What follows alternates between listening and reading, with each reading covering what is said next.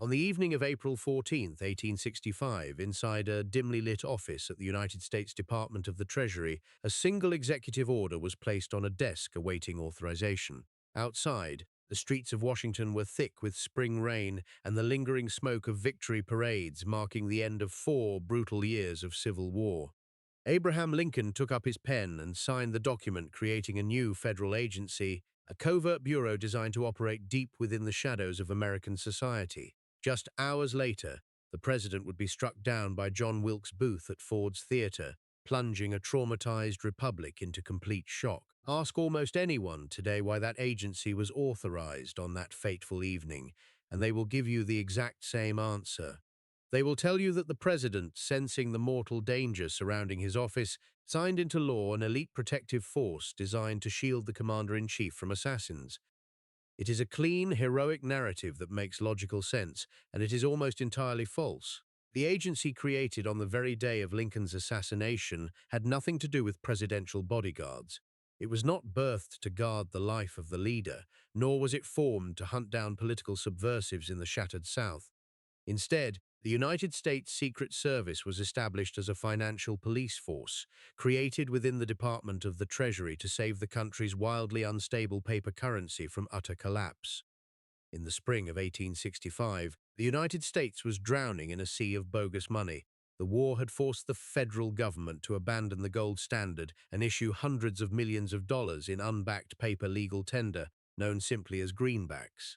Rogue engravers, master counterfeiters, and shadowy criminal syndicates seized on the financial chaos, flooding banks, merchant counters, and army paymaster chests with fake bills. By the time the war ended, estimates suggested that up to one-third of all paper money in circulation across the nation was completely fraudulent. The Republic was on the verge of financial paralysis, where no citizen could trust the bill in their palm, and no business could safely accept payment. To survive, the government had to assert an absolute monopoly over paper currency, and to do that, it required a shadowy force of investigators armed with unchecked authority to hunt down the counterfeiters. So how did a specialized strike force created to protect paper money quietly transform into an elite domestic intelligence apparatus tasked with protecting the president? The answer is a story of economic panic, political neglect, and a quiet bureaucratic expansion that took nearly 4 decades to complete. To understand how this happened, we have to go back to the chaotic breaking point that threatened to destroy the American financial system from within. By the spring of 1865, the financial heart of the United States was beating with false blood. 4 years of relentless military conflict had completely drained the federal treasury, forcing the government to abandon sound money and flood the nation with paper currency that possessed no gold backing whatsoever. In response, an underground army of master engravers, organized crime syndicates, and opportunistic fraudsters unleashed a campaign of economic sabotage that pushed the ruined nation to the brink of total collapse.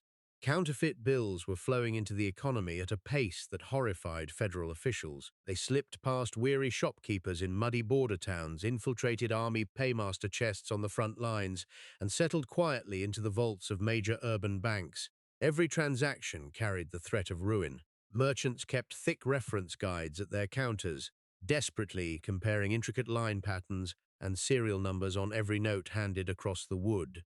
But the fakes were becoming indistinguishable from the real thing. The structural flaw in the nation's monetary architecture was fatal.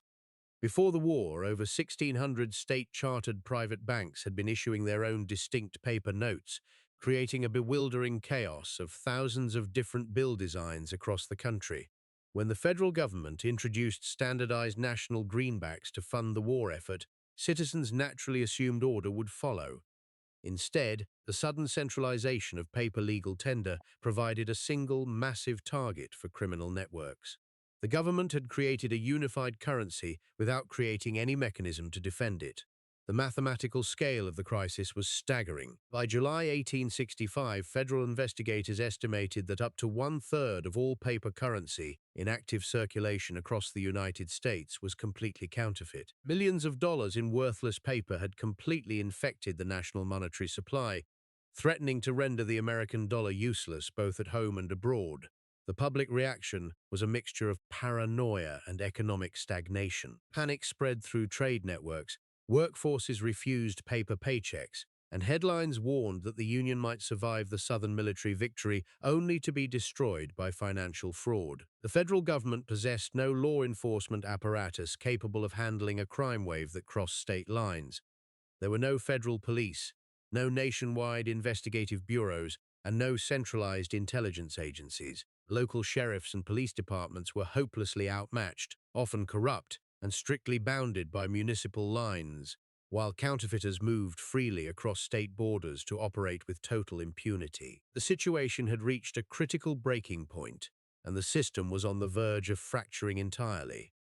The government was fundamentally powerless to protect its own paper money. And into that vacuum stepped someone the public had never elected, a man who understood how to exercise authority far beyond the boundaries of traditional law.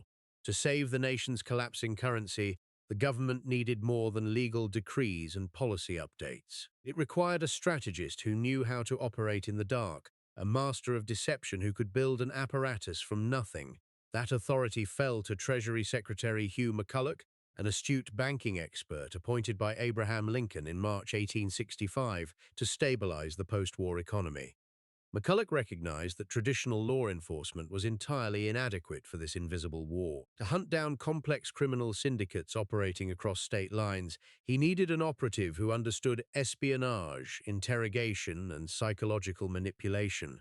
McCulloch turned to a man whose name has been largely scrubbed from popular history, yet whose methods laid the foundation for modern federal intelligence, William P. Wood.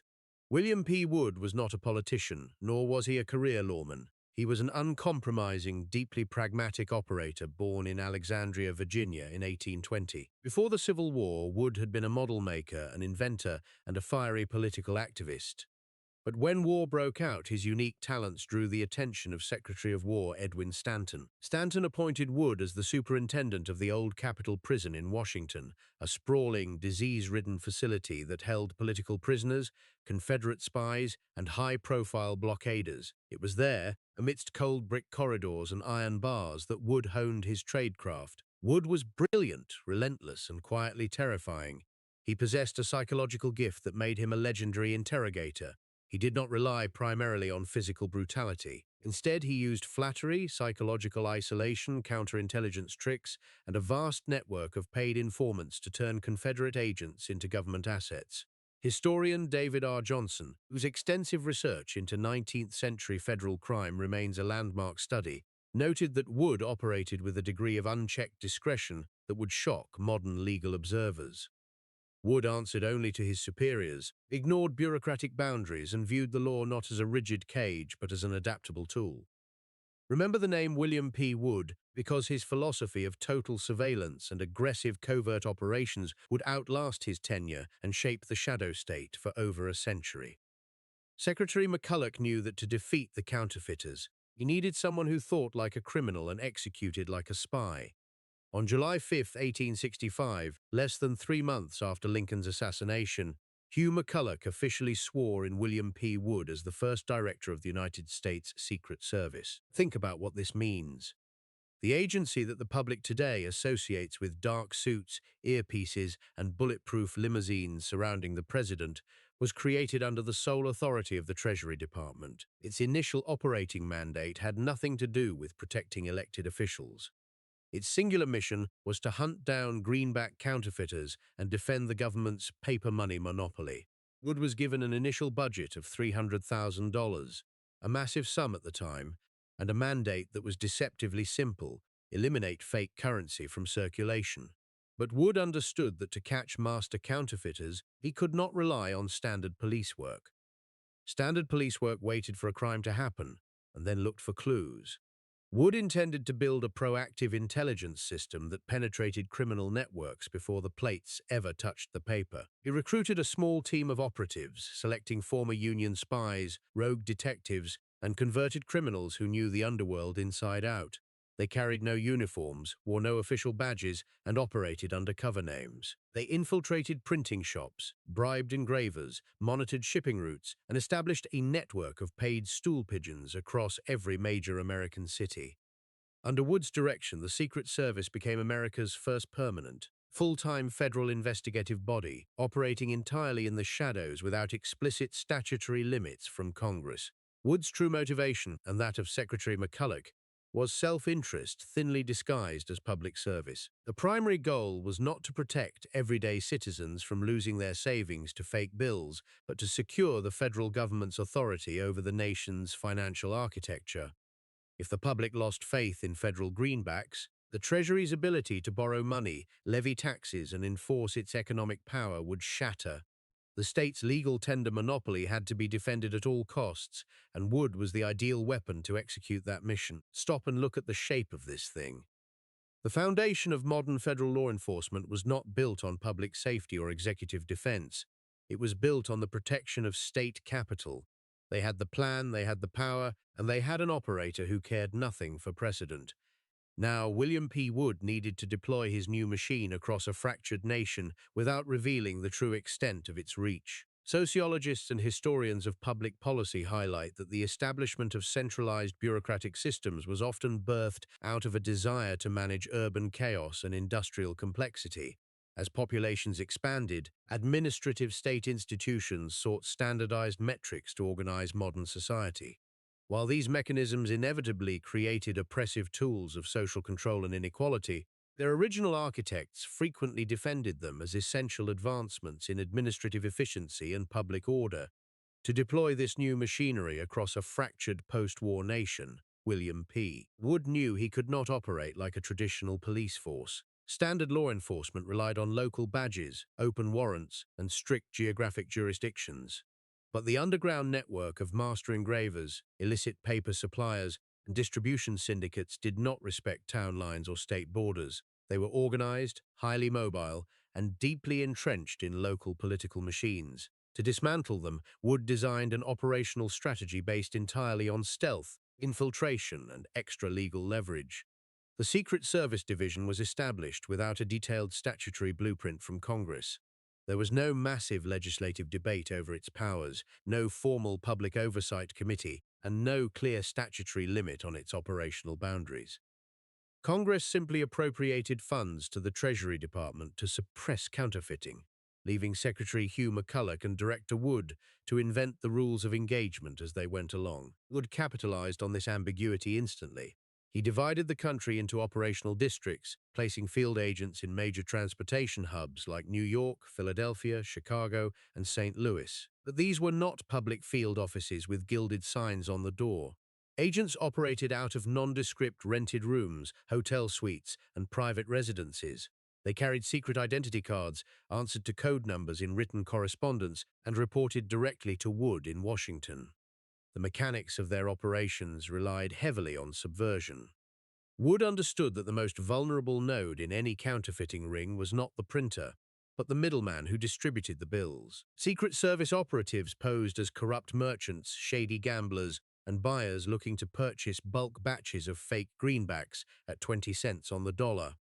Once an operative gained the confidence of a distributor, they would trace the supply chain backward to locate the hidden press, the copper printing plates, and the specialized paper mills supplying the criminal enterprise. To expand his reach without inflating his payroll, Wood pioneered the extensive use of paid informants and criminal assets. He paid cold cash for actionable intelligence, drawing from a discretionary fund that required minimal documentation. If a convicted counterfeiter offered to reveal the location of a master engraver's hidden workshop, Wood was more than willing to cut a deal, secure a pardon, or offer a cash bounty. The boundary between law enforcement and the criminal underworld became intentionally blurred.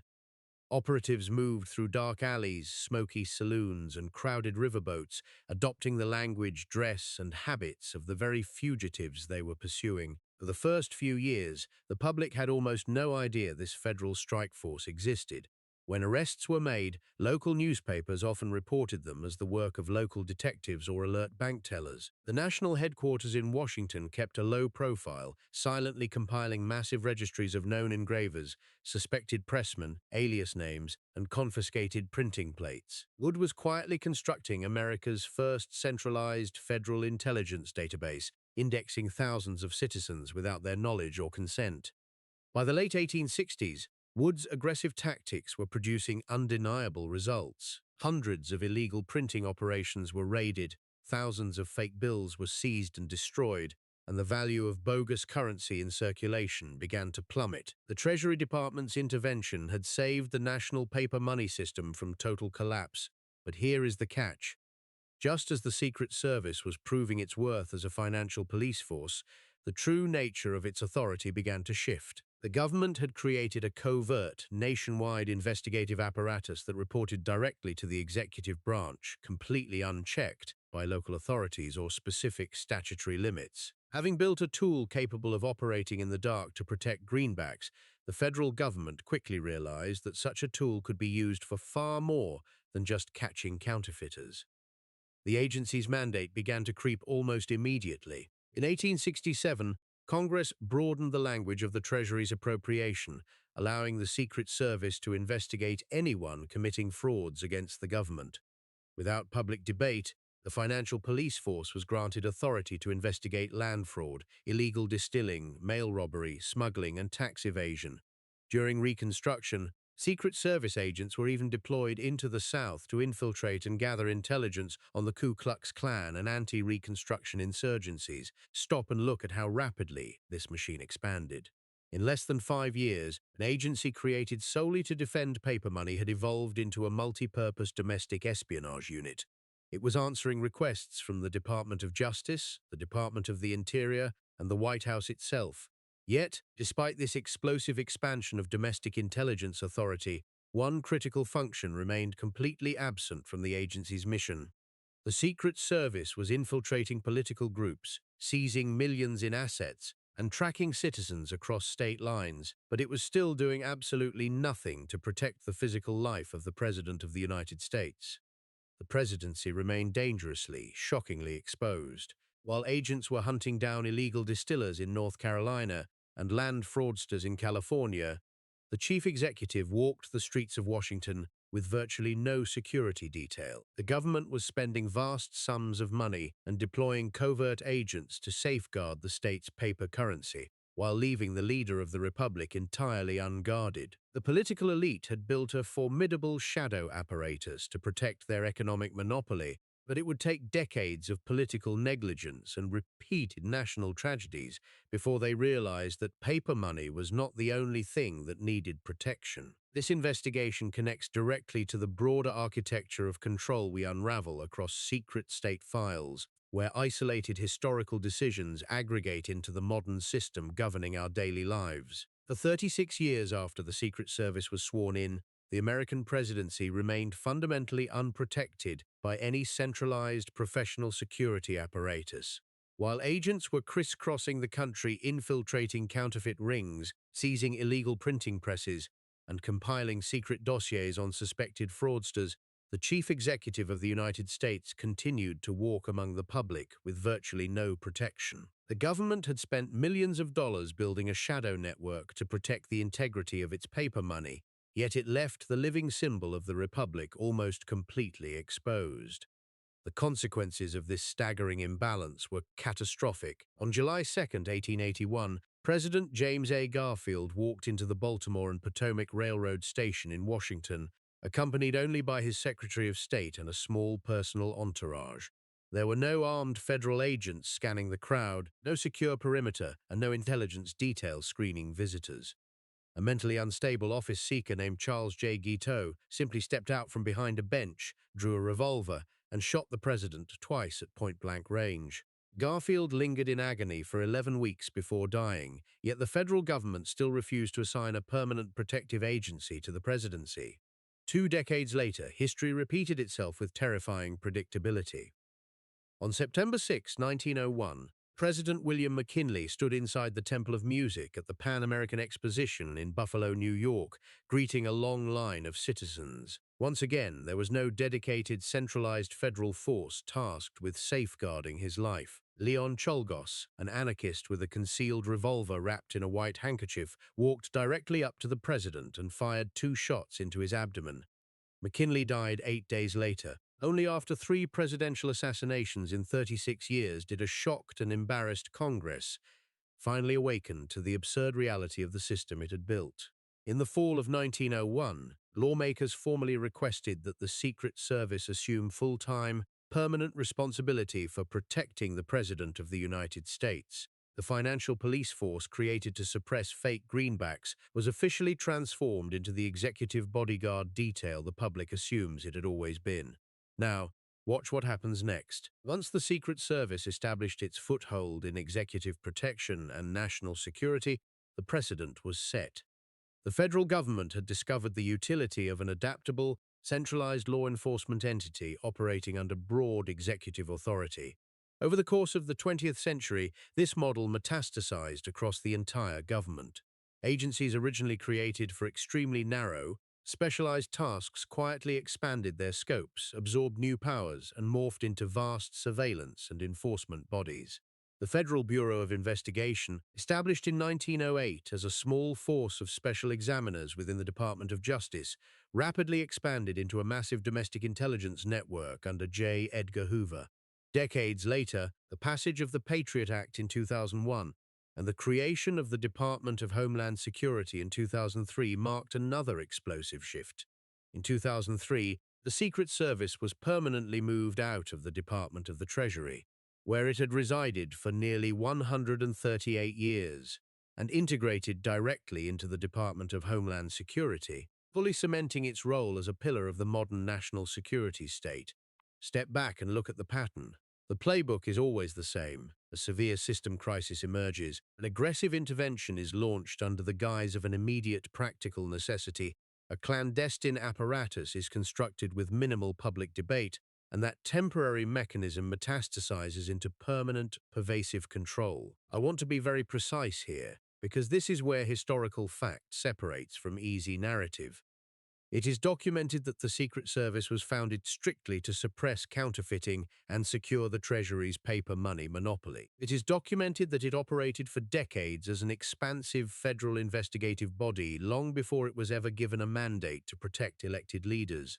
What remains debated by historians is whether this broad expansion was a calculated, long-term master plan by political elites, or simply the natural, opportunistic growth of bureaucratic power seeking to fill every available vacuum. Whether it was masterminded from the beginning or compiled through decades of political expediency, the result is not in dispute. An agency born out of an urgent need to hunt down rogue engravers in smoky basement workshops quietly evolved into one of the most powerful, multi-layered security and intelligence structures in human history. Look at the paper dollar sitting in your wallet right now, or pull up the digital balance on your banking app. You likely assume that the federal authority protecting that currency and the armed agents shielding the leader of the free world are two fundamentally distinct entities born out of entirely separate national needs. Or perhaps you believe that the agents standing in suits with earpieces were created from day one as an elite force designed to keep political assassins at bay. The reality is far stranger and far more unsettling. Every time you pull out cash, you are interacting with a monetary architecture defended by an agency whose original blueprint had nothing to do with saving human lives. It was designed to protect paper. Now that you know how a specialized squad of covert investigators was birthed inside the Treasury Department to track down rogue engravers, stop bogus bills, and secure the state's economic authority, you have to ask yourself a deeper question about the world you live in today. Look around at the modern intelligence and security apparatus that surrounds us. An agency created strictly to protect paper money from counterfeiters slowly expanded into domestic espionage, land fraud investigations, and eventually full-scale executive surveillance and protection. A temporary accounting mechanism created to track tax returns morphed into a universal social tracking number. A temporary war tax became a permanent structural feature of modern life. A small bureau of investigation inside the Justice Department metastasized into a global surveillance grid. Now that you see the pattern, do you still believe these massive federal bodies were built purely for your protection? Or were they constructed to preserve the power, capital, and authority of the state itself?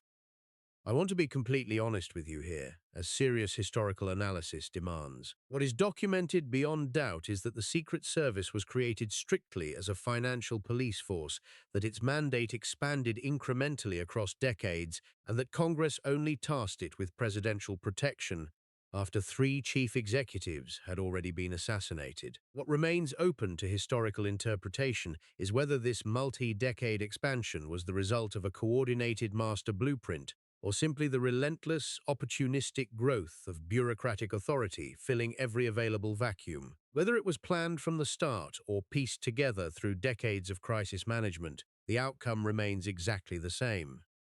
The invisible architecture of the security state was built brick by brick, and most people never noticed it happening. If you want to understand the hidden systems that govern your world and see through the official narratives that obscure how power is actually exercised, subscribe to Secret State Files and join a community dedicated to uncovering the truth behind history's shadow architects. Drop a comment below and tell us, do you think the modern security state is the result of deliberate design or unmanaged bureaucratic creep?